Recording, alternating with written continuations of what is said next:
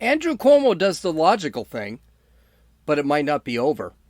The UN continues to push climate change, even with nothing new to report, and the White House has paid 150 taxpayer dollars for that. This is Gene, and you're listening to Dumbasses Talking Politics. Hey, this is Gene. Welcome back to Dumbasses Talking Politics. Oh my gosh, there is so much going on. I can't even get it all in one podcast. As a matter of fact, I'm probably only going to get to 2 stories today. Well, 3 stories technically, because we got our TikTok video, and our TikTok video is a political story. And it's hysterical. Andrew Cuomo's had a really tough year in the last year. Sort of. He also got rich. Okay. His COVID policy put old people back into retirement homes, killing 15,000 people. And then he lied about it.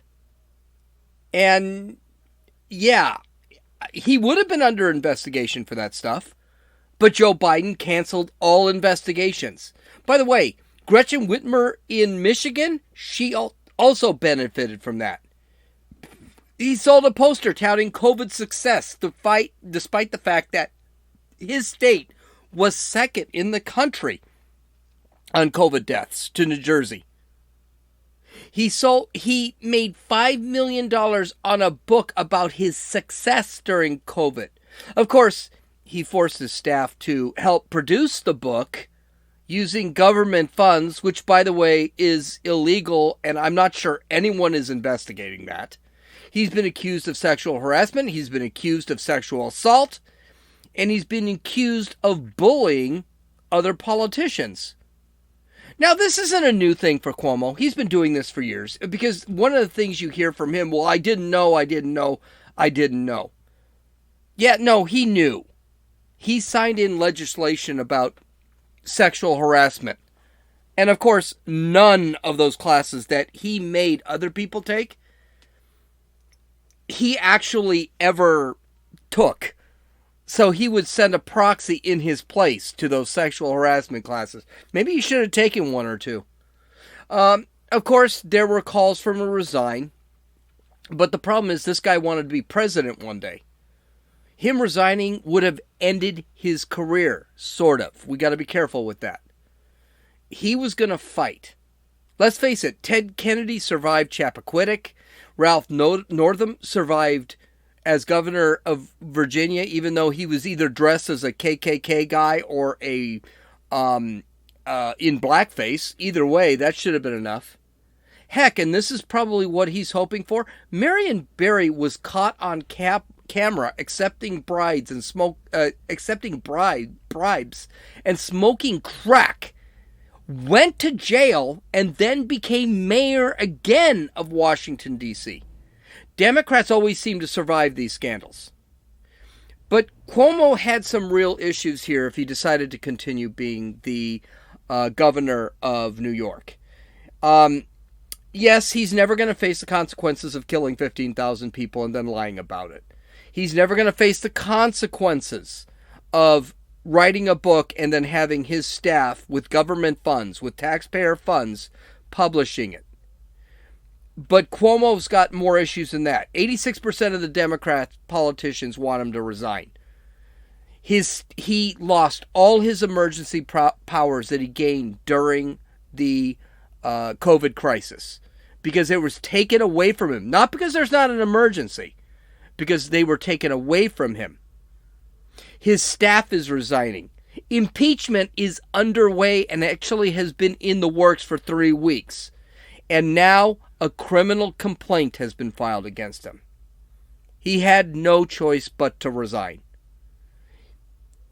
He knew that his political career may not be over if he resigned and hopefully avoids a lot of this crap, because that's what he's hoping for. That a lot of this crap in 5 years is forgotten. Or 2 years. He may not even be waiting for 5 years. Here was his announcement. Kind of a long announcement, but I didn't want to skip most of it.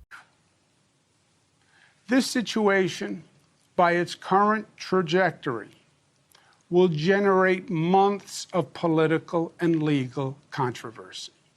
That is what is going to happen. That is how the political wind is blowing. It will consume government. It will cost taxpayers millions of dollars. It will brutalize people. The State Assembly yesterday outlined weeks of process that will then lead to months of litigation. Time and money that government should spend managing COVID, guarding against the Delta variant, reopening upstate, fighting gun violence, and saving New York City. All that time would be wasted. This is one of the most challenging times for government in a generation. Government really needs to function today. Government needs to perform. It is a matter of life and death, government operations. And wasting energy on distractions is the last thing that state government should be doing. And I cannot be the cause of that. New York tough means New York loving. And I love New York. And I love you. And everything I have ever done has been motivated by that love. And I would never want to be unhelpful in any way. And I think that given the circumstances, the best way I can help now is if I step aside and let government get back to governing. And therefore, that's what I'll do. Because I work for you. And doing the right thing is doing the right thing for you. Because as we say, it's not about me, it's about we. Kathy Hochul, my lieutenant governor, is smart and competent. This transition must be seamless. We have a lot going on. I'm very worried about the Delta variant, and so should you be. But she can come up to speed quickly, and my resignation will be effective in 14 days. Okay, I listened to his entire speech. It was 25 minutes long, kind of long. Go to Dumbass Talking Politics. You can not only hear it, you can watch the video. Okay, that's fine. But a couple of things. He started the video with apologizing, not for his misconduct, but for the women misunderstanding what he was doing. Okay? That's not an apology. He apologized to them because what he did was okay 15, 20 years ago, and it's just not okay today. So in other words, the Overton window, which is the window of appropriate behavior, had shifted on him, and he didn't know that. So in other words, he didn't take responsibility. The apology was irrelevant. Then he sat back and said that this whole thing, which you heard in the statement that I just released, that I just showed you, is about politics. And that he's resigning because he can't overcome these politics. In other words, not only is he not resigning, he's now a victim of politics. Absolutely incredible. Now, what's worse about this, a lot of people didn't say it, 14 days to resign. Why 14 days? I'm sorry, that 14 days to resign, he can do a lot of weird stuff in that 14 days. I heard from one guy today that he could actually take power based on emergency executive order in those 14 days. How many prisoners can he release in those 14 days? When Nixon resigned, he literally left the West Wing and then walked to the plane. He was gone. It was over. We're going to have to see about this. I'm not so sure. And this is going to be the other thing. Can he actually write a pardon for himself? That's going to be the question. In these next 14 days, can he be pardoned? We'll have to see what's going to end up happening. And then there are other things. Maybe Joe Biden will pardon the guy. Because he did such a, quote, great job, end quote, as being the COVID master in the last year. Even though he killed 15,000 people and then died. Then lied about it. We're going to have to see what's going to end up happening. There's a reason he took those 14 days, and he basically said in his speech that Lieutenant Governor Gary Hochul or whatever it is, who will be taking over, needs to be brought up to speed. She's the lieutenant governor. Shouldn't she already be up to speed? She's his second in command. She's a Democrat. We'll have to see how she is. Supposedly, she's more moderate, but these aren't moderate times. I got to tell you, I'm really surprised this guy resigned. I really am. Except that he was right.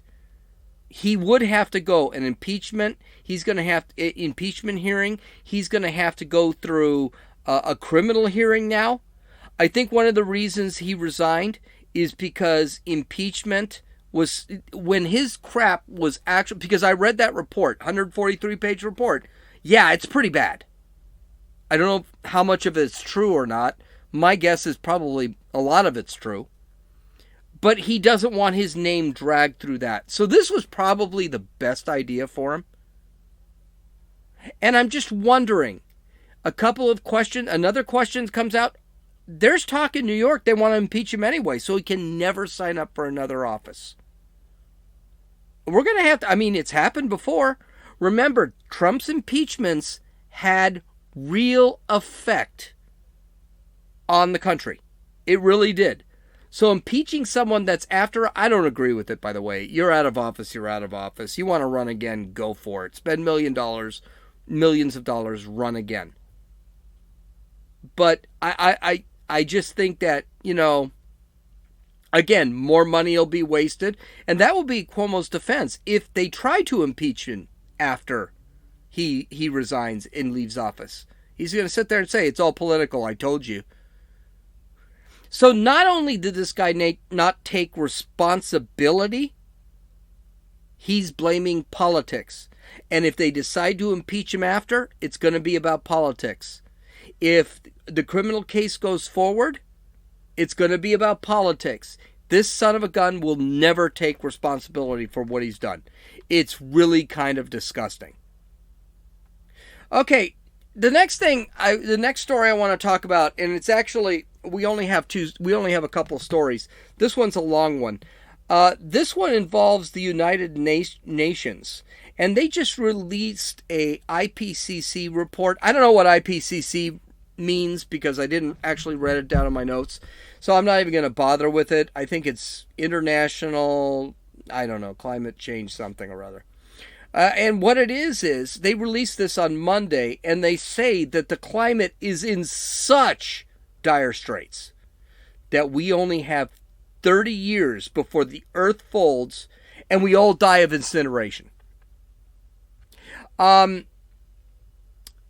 It's said that the planet is on its way. Wait for it. Climate catastrophe. It is written by a bunch of politicians and scientists from every country around the world. And of course, it's always the United States' fault. Now, I refuse to read the entire 1,400-page report because I'm lazy and I got better things to do.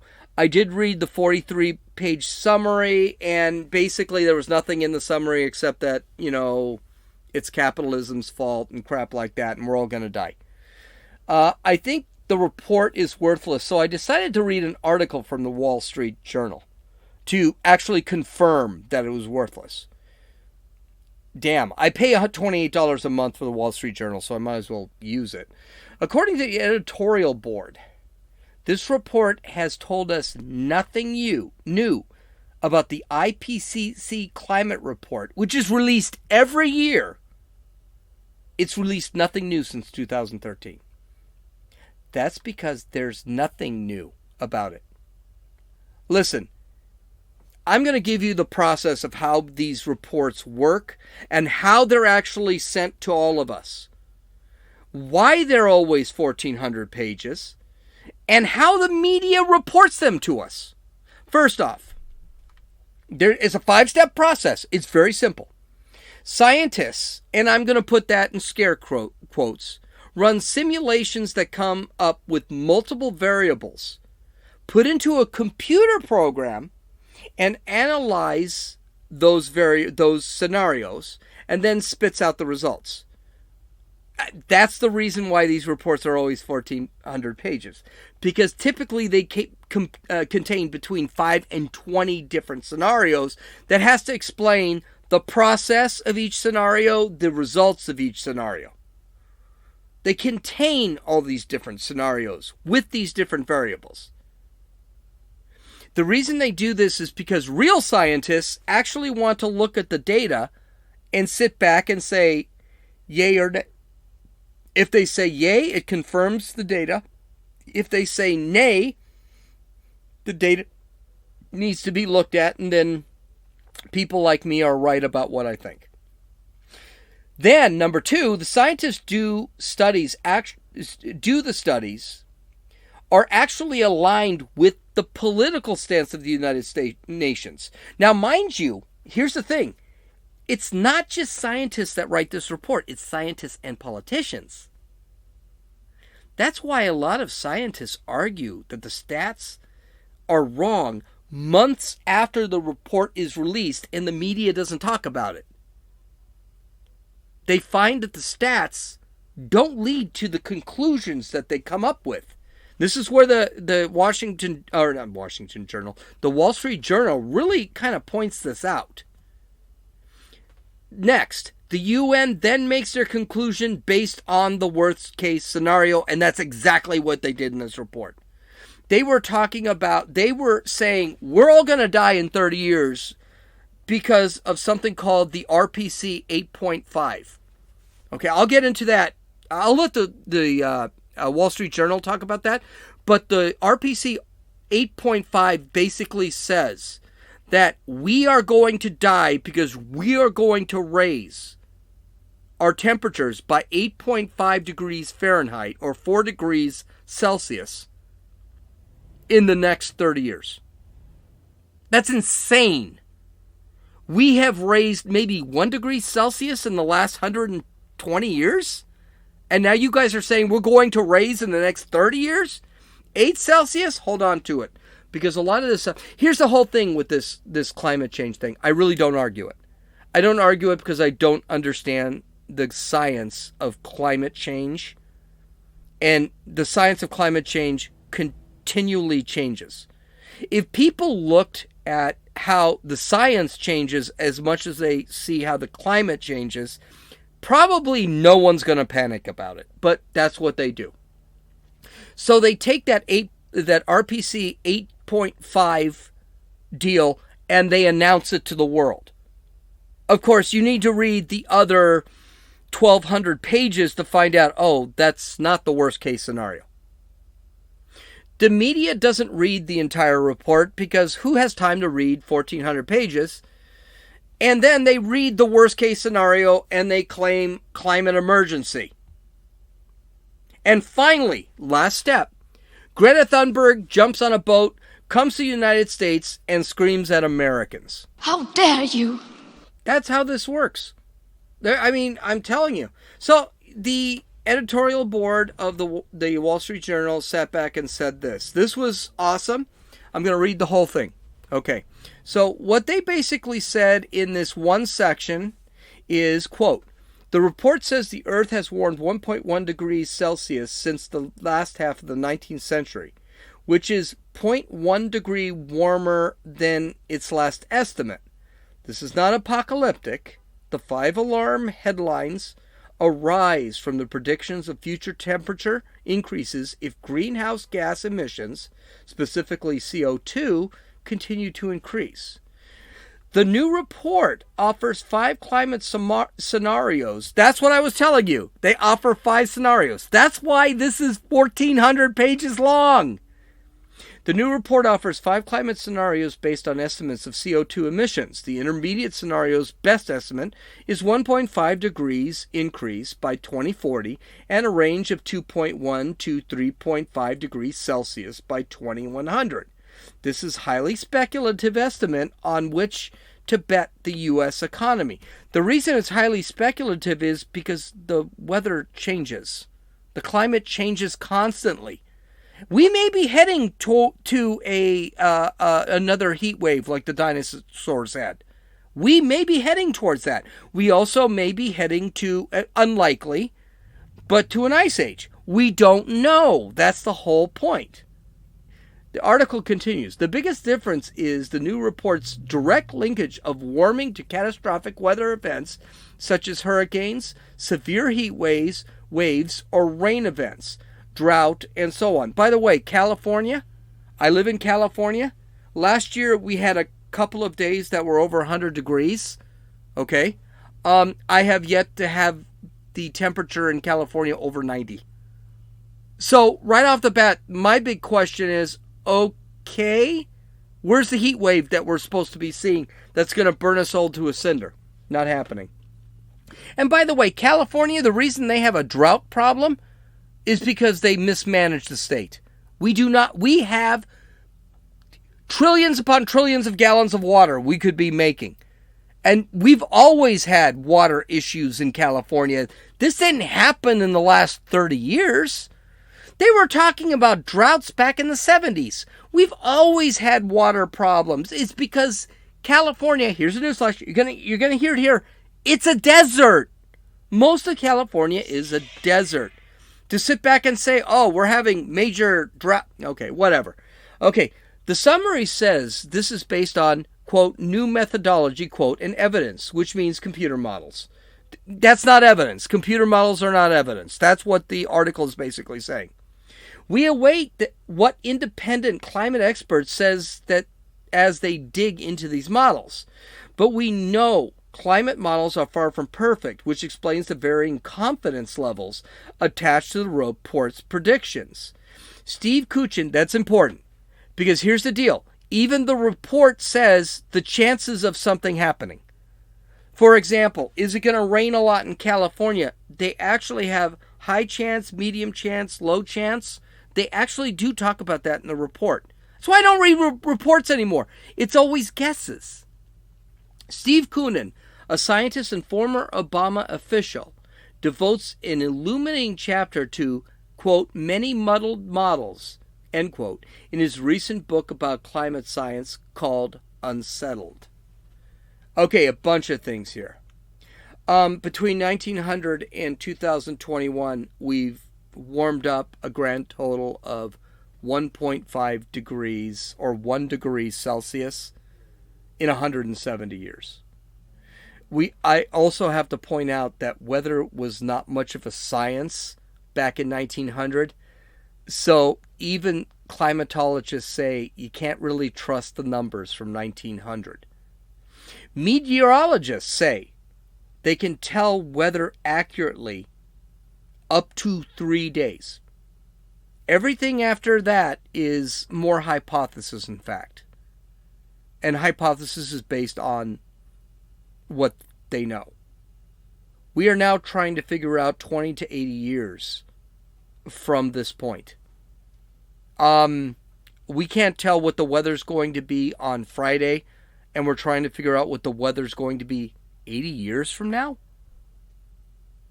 We only have, at the most and very suspect, 170 years of weather history. Out of hundreds of thousands of years of weather through the existence of the Earth. And guess what? It kind of fluctuates. It probably fluctuates in a, how shall I say? It probably fluctuates in a pattern. We don't have enough information. And the catastrophic events thing. This just drives me crazy. The strongest hurricane recorded in the United States was in 1980 with Hurricane Andrew. The second was in 1961, which was Carla. They also believe that the 1935 Labor Day hurricane might have been bigger. And there are hurricanes in the 1800s that were catastrophic. They think they might have even been bigger than that. But here's the problem with these theories. They didn't know how to measure them. The measurements were not scientifically conclusive. To this day, there are scientific articles that say the biggest hurricane we had happened in 1880, and they believe that the winds were at over 200 miles an hour. Andrew's winds were at 185 miles an hour. So to sit back and say that we have had worse hurricanes today than we did back then is incorrect. We don't know. I mean, it could be correct, but we don't know. The other thing about the hurricanes is, on record, we aren't having more hurricanes than we did 40 years ago, 50 years ago. We're not having more.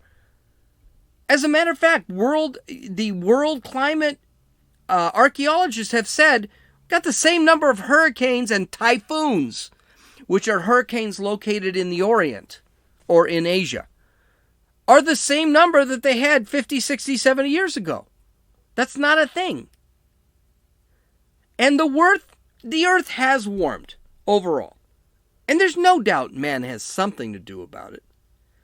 But it's crazy to believe that 8 billion people on earth are not affecting the weather. We can't know for certainty. Okay? But what we do know is that, one, we don't know what we're doing to the earth. And two, it's probably not climate catastrophe. We're not all going to get burned to a cinder. The United States does not need to kill capitalism to end this crisis, especially considering the United States, the only capitalist country in the world, actually is pushing out less carbon than countries like China, India, or even South America and Africa. In fact, here's something wild. It's going to be capitalism that creates the innovative solutions, such as new energy, new modes of transportation, and new technologies that's going to lower our footprint on this world. And you know something? Capitalism is already doing it. Electric cars, which were once a dream and only for the rich, are now becoming mass-produced and becoming affordable. The Prius, which is going to be the ugliest freaking car in the world, is all over the place. You can't take an Uber without taking a Prius. Teslas you cannot spit without hitting a Tesla. And the technology is getting better. People are beginning to see, okay, the batteries in the Tesla and the Prius are really iffy, but the reality is we're developing other batteries. And we're also developing ways to get rid of those batteries so they don't end up buried under the ground. We have alternative energy that doesn't produce carbon emissions, such as natural gas and nuclear power, which, by the way, the Democrats are really against. Can I ask you a question? Why are the Democrats against nuclear power or natural gas? That should be the question. We need to end oil, but we're not going to have a replacement? I mean, we're going to go back to the 1800s? We're going to take trains? We are flying. There's about to be passenger travel to space in the next 10 years. And now you want to go backwards? We're even finding alternative foods to beef. They are developing alternative foods to beef. Not necessarily because of the Green New Deal, but because, cows are really cute. I mean, then we're going to have a cow. I got into an argument with the guy I talked about on Saturday. He said, well, what do you think about climate change? I think climate change is real. But, I mean, killing cows is not going to solve the problem. Well, why? If we stop eating beef, there won't be a need for cows. I said, well, then who's going to kill the cows? You're going to start killing cows? Oh, PETA is going to have a day with that. Cows are not going to go away because we stop eating beef. They're going to overexpand. Look at India. India does not eat beef. There are cows everywhere in India.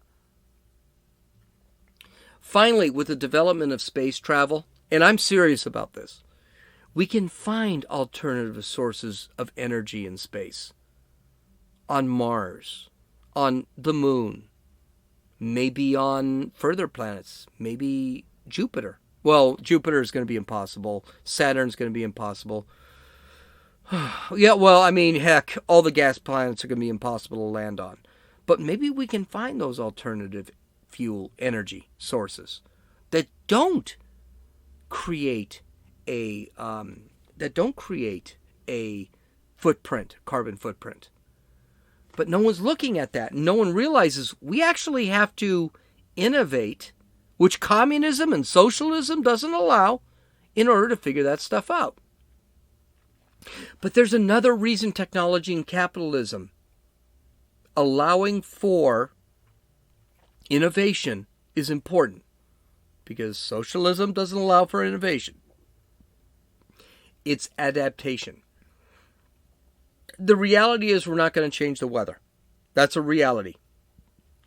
The weather's going to do what the weather does. Climate's going to do with what the climate does. Whether we're causing it, which I believe we are, or whether the climate just changes, because that's what the history of the planet has been. The Earth is going to do what the Earth is going to do, and we can't stop it.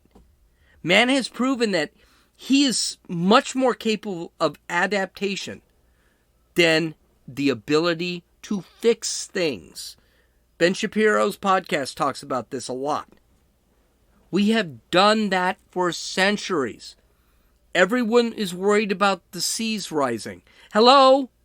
Holland and New Orleans already live under sea level.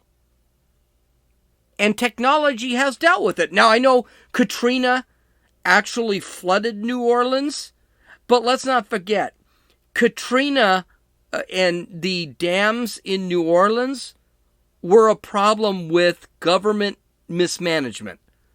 Those dams were ready to break. All they had to do was repair them, and they never did. When the seas rise, people will do a couple things. They'll deal with it. They'll build walls. They'll build barriers. Or they'll just move inland.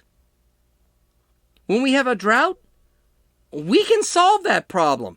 California is idiotic for not already have solved any kind of drought crisis that we have in this country. Saudi Arabia doesn't get any rain. Saudi Arabia doesn't have any rivers or anything like that with enough water to support their population. They're using water purification of the ocean. Do you know what Democrats say? And by the way, Democrats are completely against this because they believe, honestly, this is what they think. We could end up sucking out all the water out of the oceans. I mean, oh my Lord. Basic science tells you can't do that. It's insane. But it doesn't matter. I also find it ironic, in closing with this story, that the UN is rejecting the same innovation from capitalism that invented the computer systems that they're running their climate models on. I would even bet you they're using a Dell, HP, or IBM because no other countries actually create, besides China, actually create any kind of computer services that could handle that kind of load. And by the way, Dell, HP, IBM, American companies. Incredible. They're actually using our innovation against us. Okay, last story. Okay, anyway, so the White House has decided that they need to get people to get their shots for COVID-19. Okay? And they decided, and by the way, people who haven't gotten their shots, blacks, Hispanics, and right-wing Republicans. Those are the ones that refuse to get their shots. That's just a fact. Blacks are the highest percentage. There's 70% of blacks that haven't gotten their shots yet. I think that's actually lower. I heard 70% today, but I think it's around 60. Hispanics, they're around 40% that have gotten their shots. And Republicans, I think they're still kind of high. They're about 45 to 50% have gotten their shots because Trump did push the vaccines, and he continues to push the vaccines. So the White House, in their genius, has decided that they're going to spend taxpayer money to hire a consulting firm to figure out how to create advertisements to get their shots. So what they did is they ended up spending, I want to say this guy got like $150,000. I don't know for a fact. I didn't even read it. I just watched the video and I was like, no. They hired this company that hired this guy to actually do their vaccine shots. Okay, so this is going to be my TikTok of the day. And if you're not sure if this is actually from the White House, it's filmed in the White House and Jen Psaki is co-starring it. So when you hear a woman, by the way, this TikTok star, just to give you an idea, because I hate TikTok. When I say TikTok, you already know where I'm going with this whole thing. This TikTok star is a gay transvestite.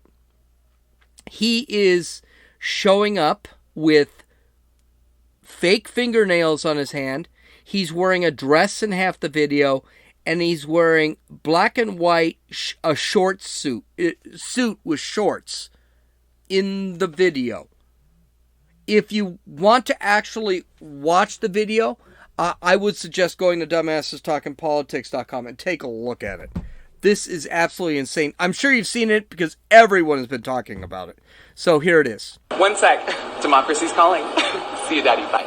Hi, my name is Cooper, and this is a day in my life as a White House intern. We did a joke. Hey, everyone. Vogue. Usually I start off with a big coffee. Sorry, they're like really strict in here. Hey, Jenny. I booked you a nail appointment, love. Yeah, I didn't tell you to do that. It's called Initiative. Hi, White House. This is Cooper. I don't think so. Oh, doesn't matter. This is actually the entrance to the West Wing. This is so fun, and it's really prestigious. Hey, POTUS. Is Olivia Rodrigo still here? No. We've come a long way in our fight against this virus. We've vaccinated 160 million Americans. Are you getting this all down? Don't worry, Queen. It's all right here. Cooper. Sorry, Miss Jen. And Jen, don't forget to have fun. Spirit fingers, Mama. We need to get shots in the arms of every single American. I'm heading to a haircut. Comment if you want me to make more of these. Now, I'm not sure if Jen Psaki, how involved Jen Psaki was with this decision, but in a couple of areas where she was in it, she actually looked horrified. Like, what? Jen Psaki is, if anything, she's kind of professional, and I think that, I'm giving her credit here. I'm going to assume something here. I don't think this is something she would have been, like, really good with. I think this was somebody else's idea. But the fact that the government spent any money is disgusting. The other thing that's been brought up on everywhere now is, who the hell is this appealing to? You've got a 19-year-old transvestite. By the way, his pronouns are he and him. So he's a man. He's just a gay transvestite. Fine, I don't care. Who the hell is this going to appeal to? Do you think blacks are going to say, oh, yeah, oh, geez, if this guy does it, yeah, I need to get my shot now? Do you think the Hispanics are going to look at this and say, oh, yeah, this is, I now necesita mi shato? Do you think that's going to happen? Do you think that the guy in the Midwest who refuses to get a shot because of some bizarre whatever reason, okay, or maybe he just doesn't want to get a shot, I don't know, but do you think that Midwestern Republican is going to sit there and say, yeah, no, I'll get my shot now? No, it's not going to happen. The question I have for the Biden administration, do you know how the Biden administration can get everyone to get their shots? Acknowledge that Donald Trump actually was the president that pushed for the vaccine. Acknowledge that Donald Trump didn't walk into his bathroom one day and formulate this vaccine. Acknowledge the vaccine is good, and then have Donald Trump say, go get your vaccine. Donald Trump was on Dan Bongino this weekend, and that's exactly what he said. Yeah, no, you should get your vaccine. I got it. Everyone I know's got it. Contrary to what the Democrats are saying, Fox News is really pushing the vaccine. Daily Wire is really pushing the vaccine. The vaccine is being pushed by conservative outlets. I would say I'm a conservative outlet. I've gotten the vaccine, and I feel great for it. I won't get a booster, but I feel great for it. And I think this is the problem with the Biden administration with these vaccines, and I don't talk about it because everyone talks about it.